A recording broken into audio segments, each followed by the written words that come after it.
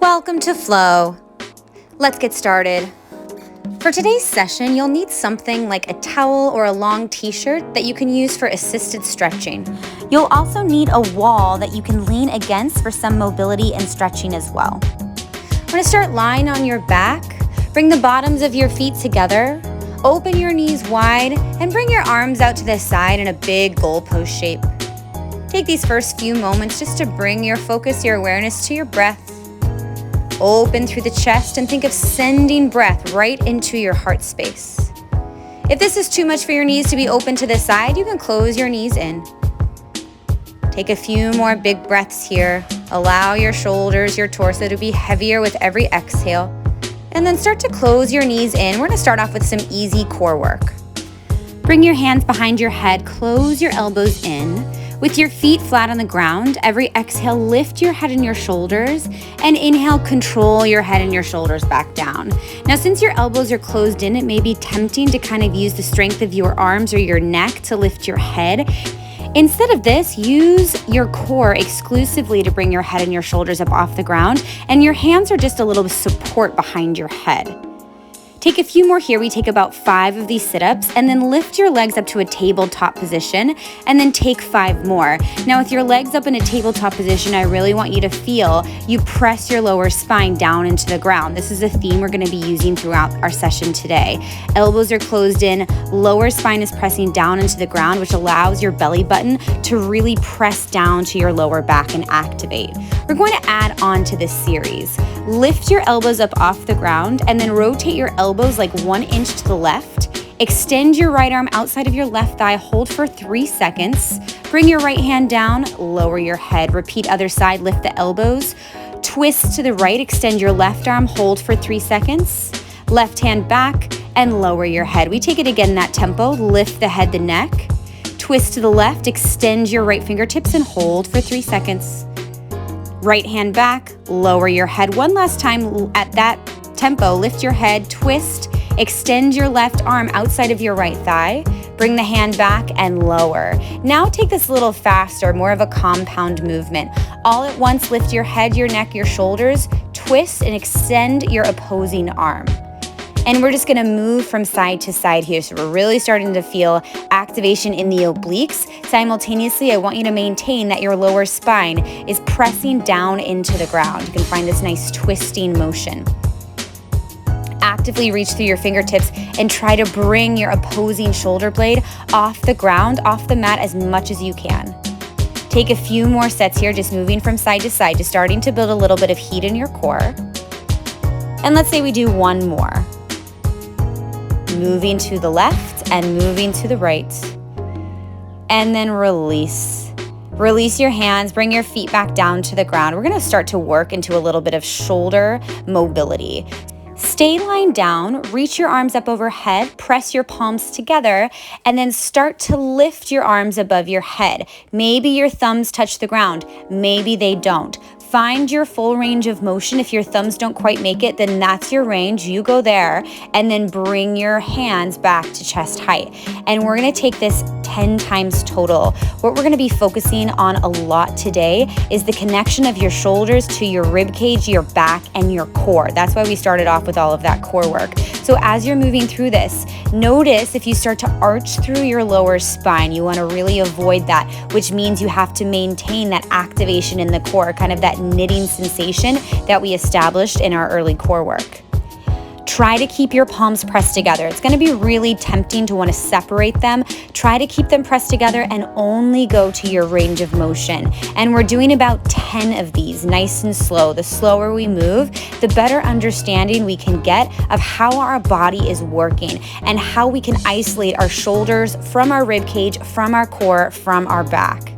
Take a few more of these, maintain that your palms are pushing together. Maybe you're finding that you have the ability to go a little bit further. Take one more and then pull your knees into your chest. Bring your hands behind your thighs, move yourself to a tabletop position.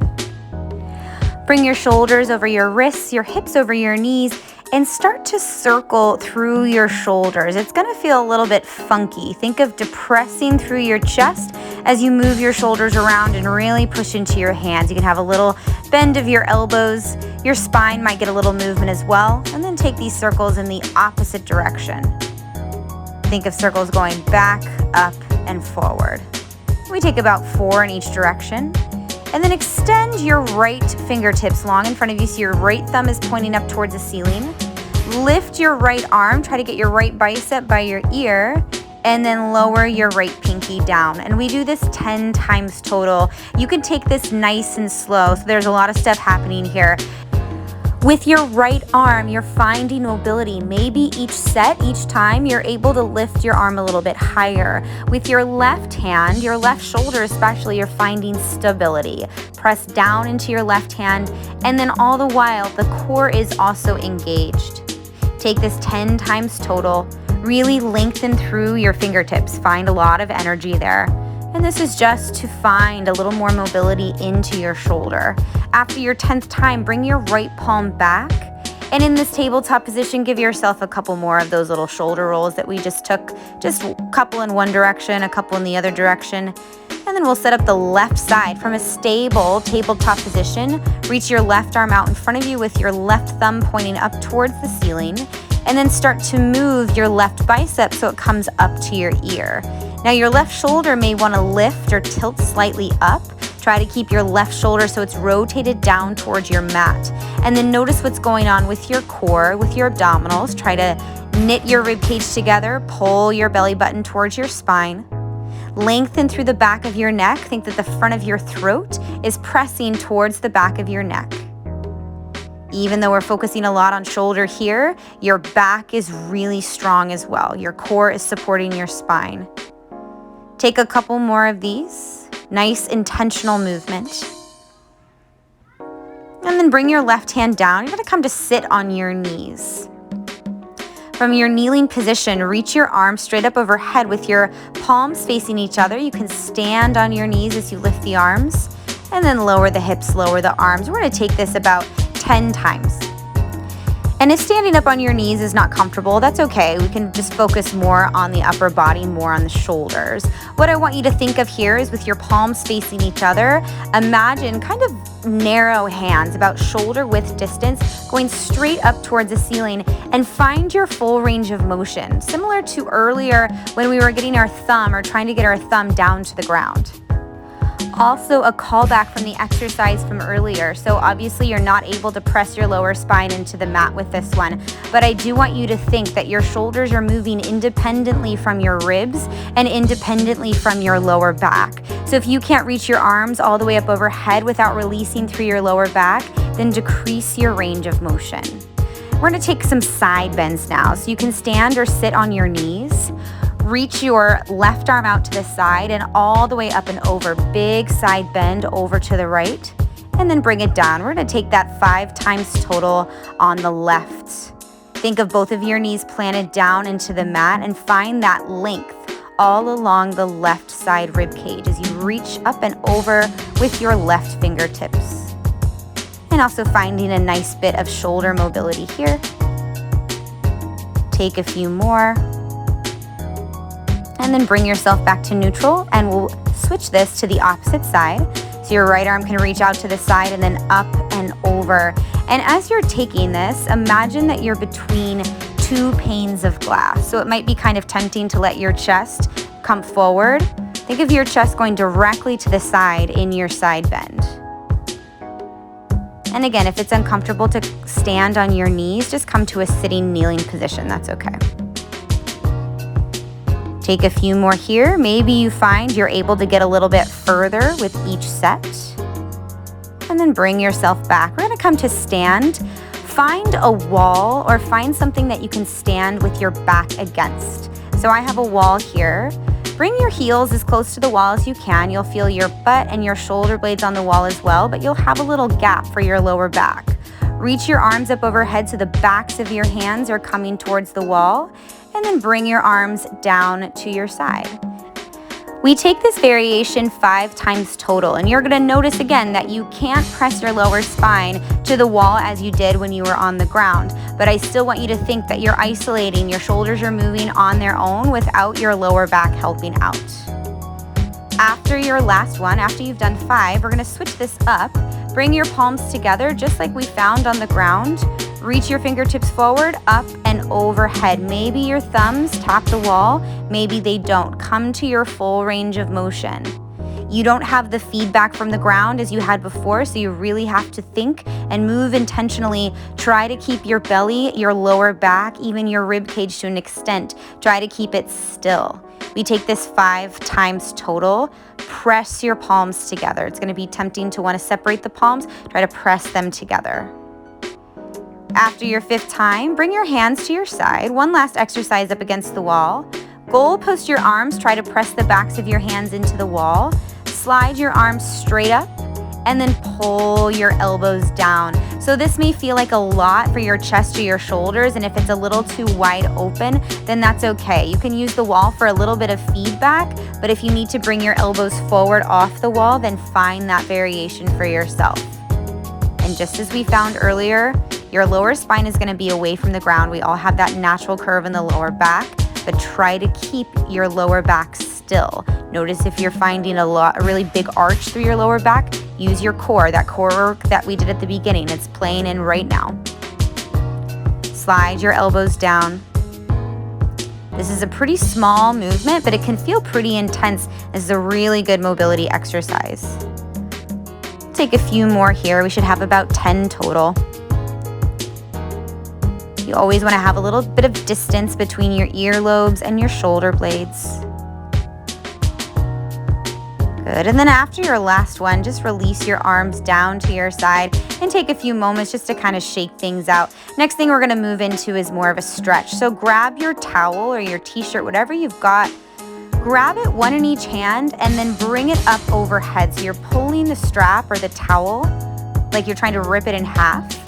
And then the wider your arms are, the more possible it will be to bring your arms all the way back and around, just as I demonstrated here. And we're going to be taking this nice and slow. So this is about mobility, obviously, but it's less about strength, more about stretch. So we really want to think of finding that full range of motion into the shoulder girdle. And if you're unable to get your arms all the way back and behind, that's okay. Maybe try to widen your hands on your object, your towel or your t-shirt, or just go to your range of motion and just hold for an extra moment. You feel that sticky spot, hold there for just a moment and breathe so you can get that extra stretch into your chest and your shoulder. And you may start to feel as though you're fatiguing a little bit in your shoulders, and that's okay. You do want to find some activity by pulling the strap like you're trying to rip it in half with your hands. So you are going to have a little bit of tension into the strap. Find those nice open circles. This is something that I would recommend maybe doing every day or every other day. This is really helpful for shoulder mobility, for stretch. And we want to have healthy shoulders forever and ever. And just even a couple minutes a day will help with your shoulder mobility. Take just a couple more here. Again, moving nice and slow. We do many, many reps. And that just enforces that shoulder mobility. And now release your t-shirt or your strap. Take a little roll out through your shoulders. We're going to come all the way down onto your belly now. Take your time getting there. Once you arrive, bend your elbows and come onto your palms. Now lift your chest and rotate your left shoulder down towards the ground. So you're really pressing into your left palm. You can rotate your gaze, your neck over to the right, and just allow your left shoulder, the front of your left shoulder, to be heavy to the ground, heavy to the mat.